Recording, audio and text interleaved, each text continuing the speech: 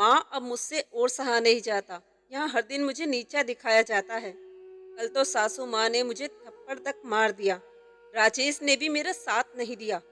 सरला जी का दिल ये सुनकर दहल गया। उन्होंने तुरंत अपने पति दिनेश और बेटे आकाश को यह सब बताया। अब बस बहुत हुआ। शीतल को और तकलीफ नहीं सहने देंगे। हमें ससुराल जाकर इन लोगों को सबक सिखाना ही होगा। शीतल के मायके वाले उसी शाम उसके ससुराल पहुंच गए।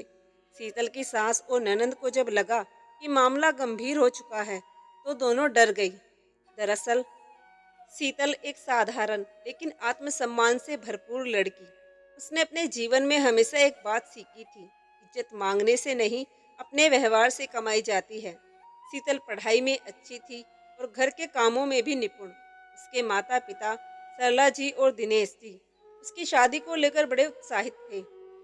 शीतल की शादी एक प्रतिष्ठित परिवार के लड़के राजेश से तय हुई। राजेश एक प्राइवेट कंपनी में काम करता था और दिखने में अच्छा था। शादी बड़े धूमधाम से हुई और सबने सोचा कि शीतल का जीवन खुशियों से भर जाएगा। शादी के बाद शीतल अपने ससुराल पहुंची। वहां उसका स्वागत तो अच्छे से हुआ, लेकिन सास कमला जी और ननंद राधा के चेहरे पर एक अजीब सा भाव था। शीतल ने सोचा कि शायद नई बहू होने की वजह से यह स्वाभाविक है। शीतल, उठकर जल्दी किचन में आ जाना, हमारे यहाँ सुबह जल्दी काम शुरू होता है। कमला जी ने पहली रात को ही यह कहकर अपनी मनसा जाहिर कर दी थी। शीतल ने विनम्रता से सिर हिलाया और सोने चली गई। शीतल ने अगले दिन सुबह जल्दी उठकर ससुराल के कामों में हाथ बटाना शुरू किया। उसने घर की साफ सफाई की, नाश्ता बनाया और बाकी सभी के लिए चाय भी तैयार की। लेकिन जब कमला जी और राधा चाय पीने आई, तो राधा ने नाक सिकोड़ते हुए कहा, अरे ये कैसी चाय बनाई है, ना चीनी है सही से ना दूध। हमारे यहाँ ऐसी चाय कोई नहीं पीता। शीतल ने माफी मांगते हुए कहा, मैं कल से ध्यान रखूंगी दीदी। लेकिन यह सिर्फ शुरुआत थी। हर दिन किसी न किसी बात पर कमला जी और राधा उसे ताने देती। तुम्हारी माँ ने तुम्हें कुछ सिखाया भी है या ऐसे ही भेज दिया? राजेश के लायक तो बिल्कुल भी नहीं हो। शीतल को ये बात बहुत चुभती थी, लेकिन उसने सोचा कि प्यार और धैर्य से सब कुछ ठीक हो जाएगा। शुरुआत में राजेश शीतल के साथ ठीक था। वो उसे सपोर्ट करता और माँ बहन की बातें नज़रअंदाज करने को कहता। लेकिन धीरे धीरे वह भी अपनी माँ और बहन की बातों में आने लगा। एक दिन राधा ने शिकायत की, भैया तुम्हारी बीवी तो कामचोर है। मैंने उससे कहा था कि मेरे लिए लड्डू बनाना, लेकिन उसने तो सिर्फ बहाना बना दिया। राजेश ने बिना सच्चाई जाने शीतल से गुस्से में कहा, तुम्हें राधा दीदी की बात माननी चाहिए थी। आखिर घर में सबकी खुशी का ख्याल रखना तुम्हारी जिम्मेदारी है।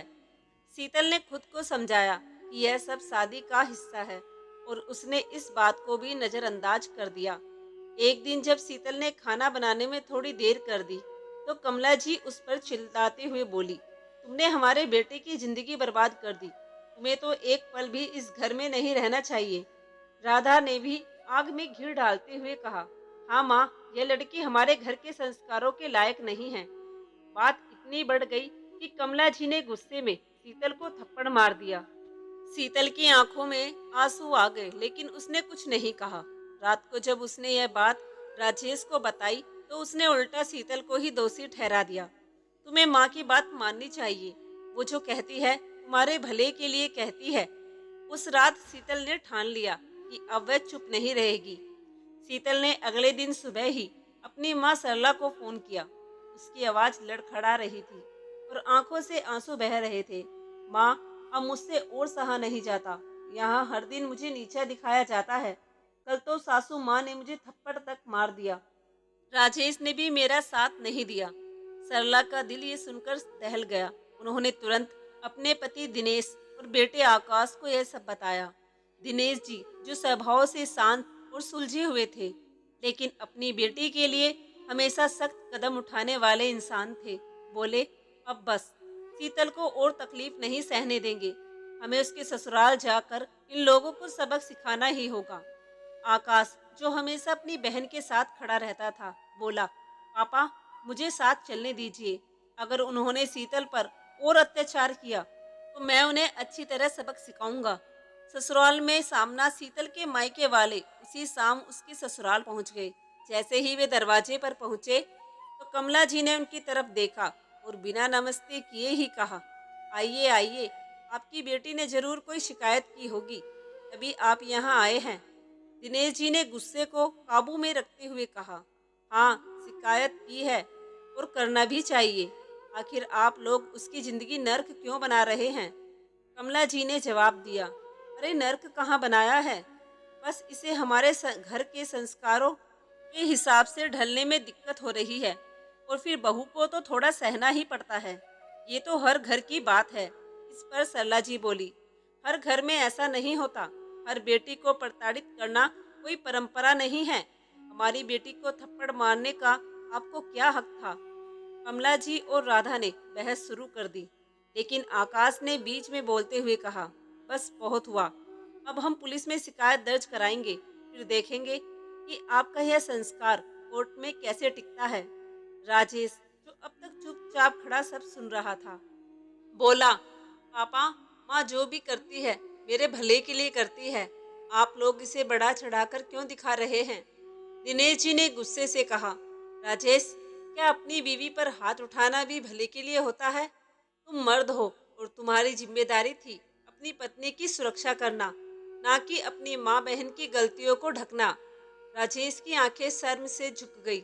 दिनेश जी ने कमला जी और राधा को साफ साफ कह दिया, हमारी बेटी यहाँ तब तक नहीं रहेगी जब तक आप लोग उसकी इज्जत करना नहीं सीखेंगे, और अगर आपने दोबारा उसके साथ कोई ज्यादती की तो हम सीधे कानून का सहारा लेंगे। और राजेश, यह तुम्हारी जिम्मेदारी है कि तुम अपनी पत्नी के साथ खड़े रहो। अगर तुम ऐसा नहीं कर सकते तो हमारी बेटी के लिए हम कुछ और फैसला लेंगे। कमला जी और राधा को जब यह समझ में आया कि अब मामला गंभीर हो चुका है तो वे डर गई। उन्होंने तुरंत शीतल से माफी मांगी। दिनेश जी और सरला जी शीतल को कुछ दिनों के लिए अपने मायके ले आए। वहाँ उसे अपने परिवार का प्यार और सुकून मिला। इस दौरान राजेश ने कई बार फोन किया और अपनी गलती के लिए माफी मांगी। कुछ हफ्तों बाद जब राजेश ने अपनी माँ और बहन को पूरी तरह बदलने का आश्वासन दिया तो शीतल ने ससुराल वापस लौटने का फैसला किया, लेकिन उसने साफ कह दिया कि अगर उसके साथ फिर से दुर्व्यवहार हुआ तो वह बर्दाश्त नहीं करेगी। शीतल का आत्मसम्मान और उसके मायके वालों का सपोर्ट उसके लिए ढाल बन गया। उसने अपने ससुराल वालों को यह सिखा दिया कि एक बहू किसी की दासी नहीं होती, बल्कि एक परिवार का सम्मान होती है। कुछ हफ्ते मायके में बिताने के बाद शीतल अब खुद को मजबूत महसूस कर रही थी। वह जान चुकी थी कि उसे अब अपने आत्मसम्मान और अधिकारों के लिए खड़ा होना होगा। जब राजेश ने बार बार माफी मांगी और वादा किया कि वह अपनी माँ और बहन को उसकी इज्जत करने के लिए तैयार करेगा, तो शीतल ने ससुराल लौटने का फैसला किया। लेकिन इस बार वह खाली हाथ नहीं लौटी। उसने अपने माता पिता और भाई के साथ बैठकर कुछ शर्तें तय की। अगर मुझे यहाँ सम्मान नहीं मिलेगा तो हमेशा के लिए यह घर छोड़ दूंगी, और राजेश, यह तुम्हारी जिम्मेदारी होगी कि तुम मेरे साथ खड़े रहो। राजेश ने सहमति में सिर हिलाया। शीतल के ससुराल लौटने के बाद माहौल पहले जैसा नहीं था। कमला जी और राधा, जो उसे पहले हुक्म देती थी, अब उसके सामने बोलने से भी डरती थी। लेकिन यह बदलाव असली नहीं था, बल्कि उनके अंदर डर की वजह से आया था। पहले दिन ही शीतल ने रसोई में काम करते हुए देखा कि कमला जी उसे घूर रही थी। शीतल ने ठंडे लहजे में कहा, मम्मी जी, अगर आपको कुछ कहना है तो सीधे कह दीजिए, मुझे ताने सुनने का अब शौक नहीं है। कमला जी ने बात टालते हुए कहा, नहीं, मैं तो बस देख रही थी कि तुम क्या बना रही हो। शीतल ने मुस्कुराकर जवाब दिया, जो भी बनाऊंगी अच्छा ही होगा। अब से सबकी पसंद का ख्याल रखूंगी, लेकिन यह उम्मीद नहीं करे कि सिर्फ मैं ही काम करूंगी। घर के काम सबकी जिम्मेदारी है। राजेश ने शीतल के आत्मविश्वास को देखा और महसूस किया कि उसकी पत्नी पहले से ज्यादा मजबूत हो गई है। अब वह माँ और बहन की बातों को आंख मूंद कर मानने के बजाय खुद सच्चाई को परखने लगा। एक दिन राधा ने फिर से शीतल के काम में कमी निकालते हुए कहा, भाभी, आप तो बस खाना बनाकर छोड़ देती हो, रसोई में सब बिखरा पड़ा रहता है। इस बार राजेश ने राधा को टोका। दीदी, अगर तुम्हें इतनी दिक्कत है तो खुद भी हाथ बटा सकती हो। यह घर सिर्फ शीतल का नहीं, सबका है। राधा हैरान रह गई। उसने पहली बार देखा कि राजेश अपनी पत्नी के पक्ष में बोल रहा है। एक दिन कमला जी ने शीतल से कहा, तुम्हें मायके वालों को हर छोटी बात बताने की आदत छोड़नी होगी। हमारे घर के मामले बाहर नहीं जाने चाहिए। शीतल ने संयमित आवाज में कहा, मम्मी जी, अगर घर के अंदर का माहौल सही रहेगा तो बाहर की बात करने की जरूरत ही नहीं पड़ेगी। लेकिन अगर मुझे फिर से किसी तरह का अपमान सहना पड़ा तो मैं चुप नहीं रहूंगी। यह बात आप अच्छे से समझ लीजिए। कमला जी चुप रह गई। उसे महसूस हो रहा था कि शीतल अब पहले जैसी डरी सहमी लड़की नहीं रही। शीतल ने ससुराल लौटने के बाद एक और बड़ा कदम उठाया। उसने पास के गांव में एक छोटे से स्कूल में नौकरी करना शुरू कर दिया। मुझे अपनी पहचान बनानी है, उसने राजेश से कहा। राजेश ने पहले थोड़ा हिचकिचाया, लेकिन फिर उसे समझ में आया कि शीतल का यह कदम सही है। जब शीतल नौकरी करने लगी तो कमला जी और राधा ने उसे ताने मारने शुरू कर दिए। घर के काम छोड़कर बाहर जाने की क्या जरूरत थी? शीतल ने स्पष्ट जवाब दिया, मैं ये नौकरी इसलिए कर रही हूँ ताकि मैं अपनी पहचान बना सकूँ, और घर के कामों में अगर कोई दिक्कत है तो हम सब मिलकर कर सकते हैं। यह सिर्फ मेरी जिम्मेदारी नहीं है। कहकर शीतल अपने काम पर चली गई। धीरे धीरे शीतल के आत्मविश्वास और काम करने के तरीके ने पूरे परिवार को बदलना शुरू कर दिया। राजेश ने घर के कामों में हाथ बटाना शुरू कर दिया। राधा, जो पहले ताने देती थी, अब शीतल के साथ बैठकर बातें करती थी। कमला जी को भी महसूस होने लगा कि बहू को बेटी की तरह समझने में ही परिवार की भलाई है। शीतल ने अपने धैर्य, साहस और आत्मसम्मान से अपने ससुराल का माहौल बदल दिया।